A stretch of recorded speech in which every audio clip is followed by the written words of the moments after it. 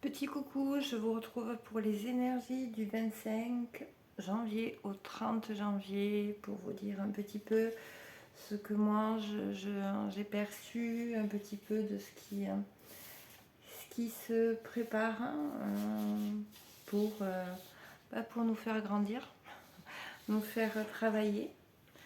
Donc j'ai pris des petites notes, je pense que vous devez entendre les feuilles tourner. Je vais essayer de ne pas trop m'y perdre et essayer d'être le clair possible. Donc là, dans cette semaine, dans ces quelques jours-là, ça va être vraiment axé sur un rééquilibrage du masculin et du féminin. Ça va être ouvrir son cœur tout en étant capable de se protéger, de se défendre, oser être soi, oser être vulnérable, tout en sachant poser ses limites quand il le faut. Savoir voir au-delà des apparences. Et vous pourrez aller voir la vidéo sur la loi de vibration, l'effet miroir. C'est un peu ça. Hein, l'effet miroir, ce sont les apparences que ça renvoie. Voilà. Donc, après, il va y avoir une notion de justice intérieure. C'est-à-dire la justice intérieure, c'est ce qu'on vibre à l'intérieur, on va le renvoyer à l'extérieur. Donc on va vivre, nous, si on n'arrive pas à dépasser rien que le fait de vivre la chose, et si on n'y prête pas assez attention, on va pas comprendre. Tandis que si on comprend bien que ce qu'on vit, voilà, dans une journée, que ce soit bon ou mauvais, c'est en fait que le reflet de son intérieur, on ne pourra pas agir. Mais par contre, si on comprend bien que c'est le reflet de son intérieur, c'est la justice intérieure, là, on pourra agir. C'est-à-dire que si on vit quelque chose, une journée désagréable pour X raisons, si on va bien voir les raisons et tout ça, et si on se remet en question, parce qu'on a de pouvoir que sur nous-mêmes, là on va pouvoir agir et se positionner et effectuer un changement dans notre attitude. Hein, et c'est en changeant notre attitude, notre façon de percevoir les choses, qu'on va pouvoir évoluer. Et là, j'ai un truc qui est arrivé en même temps que je vous parlais, et je l'ai perdu aussi vite. Non, ça va revenir. Non, ça revient pas. Ah si, ça y est. C'était par rapport au filtre. Il faut bien comprendre que nous avons tous nos filtres de compréhension, nos filtres qui sont basés sur notre vécu, et souvent sur notre vécu douloureux, sur notre structure, c'est-à-dire comment depuis qu'on est tout petit, si on nous a dit non, une bonne personne, ça fait ça comme ci, comme ça. Voilà, ça c'est notre structure. Et on va voir au travers de ce filtre-là, si on n'arrive pas à s'en sortir. Ce qui n'est pas forcément la bonne chose pour nous. Voilà. Donc voilà, on va vraiment être axé sur bien regarder, bien se remettre en question, puisqu'à là après on va parler aussi de l'effet miroir. Voilà, de bien comprendre que le miroir ne renvoie que l'image de notre être. Donc voilà, travailler sur soi, voilà, être bien conscient que les personnes qui nous font vivre des choses agréables ou désagréables, c'est que le reflet de ce qu'on ressent à l'intérieur, de ce qu'on vibre à l'intérieur. Et ça, vous pouvez aller voir la vidéo que j'ai fait sur la loi de vibration et l'effet miroir, qui pourra, je l'espère, vous aider. On parle aussi de compliments. lorsque, lorsqu'on aura pris l'habitude de rechercher les qualités chez l'autre et les défauts chez nous, je répète parce que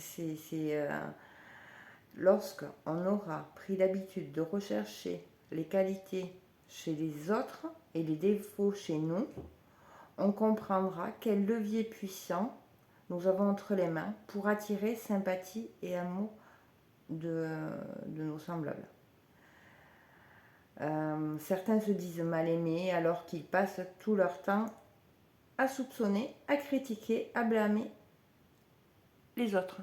Donc forcément, regardez bien et écoutez bien et faites attention à ce que vous dites. Parce que des fois, on le fait machinalement, il n'y a pas forcément une intention mauvaise derrière, mais on le fait quand même. On le fait. Oh, alors celle-ci, par un exemple. Oh, celle-ci, elle est casse-pied. Ben, en fait, c'est une critique. C'est une critique. Donc, au lieu de voir ce qu'il y a derrière, mais peut-être qu'elle est casse-pied parce qu'elle est malheureuse, elle a besoin de parler. Donc, si on arrive à voir au-delà, donc, voilà, elle est malheureuse, elle a besoin de parler, je vais lui donner du temps. Je vais discuter avec elle. Voyez ? Et ça change tout. Donc, on n'est plus axé, voilà, on se regarde plus le nombril, hein, on regarde au-delà. Oui, ok, je suis malheureuse, mais il n'y a pas que moi. En face, qu'est-ce qui se passe ? Excusez-moi, les petits toutous, bien sûr, à bois. Donc voilà. Donc c'est cette notion-là qui va être à travailler cette semaine pour nous permettre d'évoluer. Après, je vous ai parlé du miroir. Et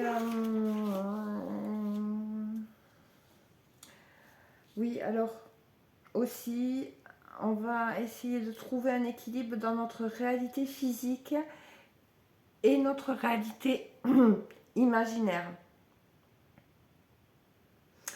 Nettoyer notre mémoire inconsciente de tous les éléments polluants pour que nos projections imaginaires aient du sens. C'est-à-dire que on vit quelque chose et puis par exemple on va s'imaginer tout plein de choses. On prend le petit vélo et on pédale. Et allez, nani et nana, et ceci et cela. En fait, ça pollue énormément notre intériorité. Donc, voilà, il faut trouver un équilibre et dire stop au pédalage. Non, voilà, je vis ça. Maintenant, voilà, on n'a pas de contrôle sur les autres personnes, on n'a pas de contrôle sur les situations, sur ce qui se passe. D'accord ? C'est au moment où ça se passe qu'on peut poser une action. On ne va pas pouvoir anticiper, c'est pas possible. On est dans le présent. Et justement, il y a une notion de voilà, qu'est-ce qui est le présent? Ce que l'on pense, c'est ici et maintenant. Ce que l'on sent, c'est ici et maintenant. Ce que là je dis, c'est ici et maintenant. Ce que je fais, ça va être ici et maintenant. Et ça va augurer le futur. Ça va construire, ça construit notre futur. Si on dépense notre énergie à essayer d'anticiper notre futur, c'est-à-dire demain, alors je prévois pour demain ça, c'est pas bon. On n'est plus ici et maintenant. Alors qu'on ne vit plus déjà, on n'est plus là. On n'est plus centré, on n'est plus ancré dans notre réalité. Donc voilà, cette semaine, c'est vraiment... c'est dur, mais lutter pour être vraiment bien ancré ici et maintenant pour pouvoir changer notre futur. Voilà. Le passé, on ne le reverra plus. Le présent témoignera de notre futur. Parce que les sources de souffrance, c'est le refus des événements présents par le mental qui fonctionne par rapport à notre éducation, à notre milieu social. Ici et maintenant ouvre une autre dimension celle de l'être. On va pouvoir être là, maintenant. Pas demain, pas hier, voilà. Vous comprenez? Donc, et souvent, les souffrances ou les joies actuelles dépendent de l'appréciation du mental, que le mental donne aux événements passés et futurs. Mais l'association se fait toujours maintenant, dans le présent. Donc, il nous appartient de savoir accorder au mental la place qu'il mérite. Car on aura tendance à croire qu'on est le mental et on en souffrira. C'est-à-dire que si on garde dans notre mental, voilà, la fois dernière, il s'est passé ça, donc ça va se reproduire et je vais en souffrir. Non.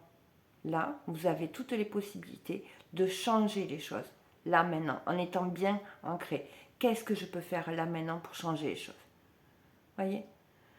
C'est ça. C'est ce switch-là qu'il faut arriver à faire. Et là, ces quelques jours-là, on va nous y pousser et on va nous mettre des situations certainement devant pour justement, voilà, faire travailler tout ça. Après, on parle de la sexualité sacrée. C'est la source vitale, hein, d'énergie vitale se trouve, on le sait tous, dans le plancher pelvien, que ce soit pour une énergie masculine ou une énergie féminine. Et ces deux énergies vont, quand elles sont en fusion, vont créer un phénomène qui va amener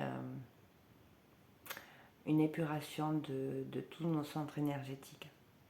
Donc, mais pour arriver à ça, c'est vrai qu'il faut, voilà, c'est sacré.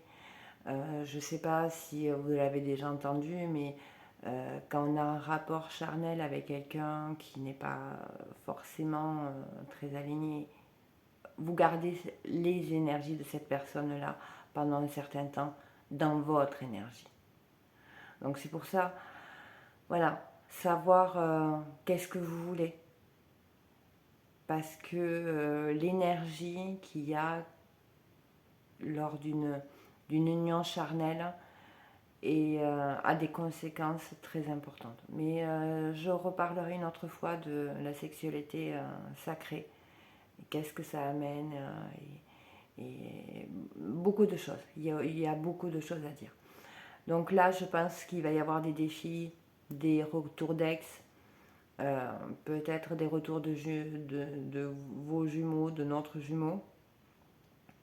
Mais bon, si bien que pour la sexualité, qu'il est encore en plein égo, voilà, moi je vous dirais, faites attention quand même, parce que c'est sacré. Hein. On ne gaspille pas cette énergie, voilà. La sexualité, c'est un outil magnifique qu'on doit utiliser pour percer les mystères de l'œuvre divine. C'est vraiment, c'est le feu qui permet de fondre, voilà, d'épurer tout ce qui a épuré au niveau des centres énergétiques. Voilà, le pouvoir de la création, c'est par la parole. Il se situe dans le chakra gorge. Par la parole, on crée dans les mondes supérieurs et par le sexe dans les mondes physiques. C'est par le verbe que vous attirez tout ce qui vous arrive. Donc si on gaspille son énergie sexuelle, notre capacité à créer par le verbe se réduit et on s'affaiblit mentalement, notre mental, automatiquement. Mais j'y reviendrai plus.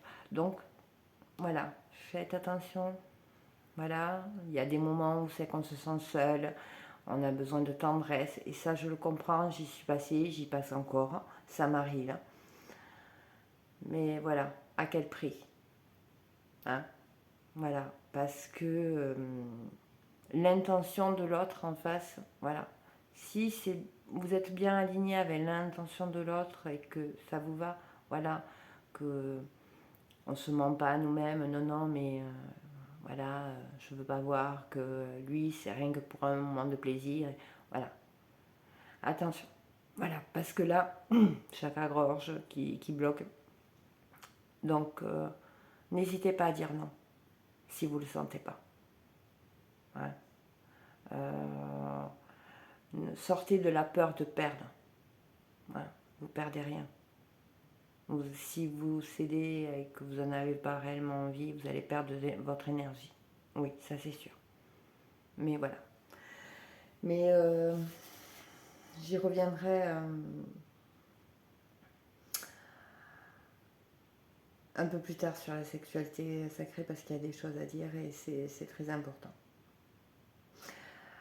Là, on va nous faire travailler nos peurs aussi, nos craintes.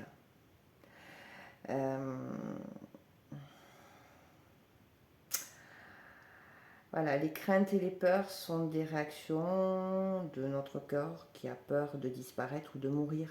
Bien souvent, quand il y en a la peur de mourir, voilà, c'est des peurs rationnelles, normales. Lorsqu'on éprouve un besoin à satisfaire le besoin de manger, par exemple, ce besoin déclenche automatiquement une crainte.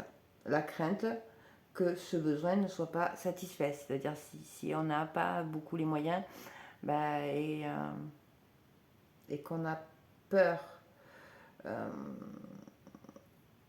ne pas pouvoir satisfaire, pouvoir manger à sa faim, voilà, ça va faire naître une crainte que ce besoin ne soit pas satisfait. Donc pour éviter la peur, on doit être prêt à satisfaire les besoins de l'ego, les besoins vitaux aussi. C'est la réaction de défense de l'organisme, la peur. La peur de ne pas trouver avec certitude le moyen de calmer ce besoin qui se met en branle pour écarter tout le danger. Tout notre corps est en alerte. On doit donc dire avec certitude que tout besoin entraîne avec lui une crainte. Et toutes les craintes représentent une réaction de défense. Besoin, crainte, défense représentent des réactions vitales primitives. Elles existent au fond de chacun de nous et sont indispensables à notre survie. Elles mettent en action tous les systèmes physiologiques et psychologiques de l'être humain. Lorsqu'on a compris que ce sont nos besoins factices et nos besoins inutiles, nos besoins sans cause, réels, qui font notre malheur, et quand on va les supprimer les uns après les autres, les craintes disparaîtront les unes après les autres. C'est-à-dire que manger, voilà, c'est primaire, mais on en a besoin pour vivre de manger. Là, ça nous invite un peu de sortir de la superficialité, du matériel à l'excès. On peut avoir les armoires pleines de fringues. Voilà, j'ai eu ça. Des armoires pleines de fringues et puis on achète même si on a.